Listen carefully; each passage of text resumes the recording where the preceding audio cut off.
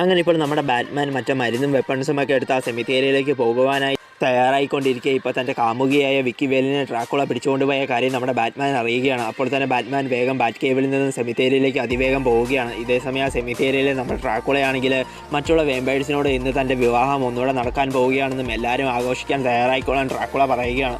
അന്നേരം തന്നെ നമ്മുടെ പെൻഗ്വിനാണെങ്കിൽ വിക്കി വേലിനെ ഡ്രാക്കുളയെ ചെയ്ത് അഥവാ വേമ്പയറാക്കി മാറ്റി അങ്ങ് വിവാഹം കഴിക്കുന്നത് കാണുവാൻ താൻ ആകാംക്ഷയോടെ നിൽക്കുകയാണെന്ന് ഡ്രാക്കുളയോട് പെൻഗ്വിൻ പറഞ്ഞതും അപ്പോൾ തന്നെ നീ തെറ്റിദ്ധരിച്ചിരിക്കുകയാണെന്നും താൻ വിക്കി വേലിനെ അല്ല കല്യാണം കഴിക്കാൻ പോകുന്നതെന്നും മരിച്ചുപോയ തൻ്റെ ഭാര്യയായ കാർമിലയെയാണ് താൻ വീണ്ടും കല്യാണം കഴിക്കാൻ പോകുന്നതെന്നും പണ്ട് സൂര്യപ്രകാശം ശരീരത്തിലേറ്റ് തൻ്റെ ഭാര്യയായ കാർമില വെറും ചാരമായി പോയെന്നും പറഞ്ഞ് ഇപ്പോൾ അവിടെ ശവപ്പെട്ടിയിൽ ഡ്രാക്കുള സൂക്ഷിച്ചു വെച്ചിരിക്കുന്ന തൻ്റെ ഭാര്യയായ കാർമിലയുടെ ചാരം ഡ്രാക്കുള പെൻഗ്വിന് കാണിച്ചു കൊടുക്കുകയാണ്.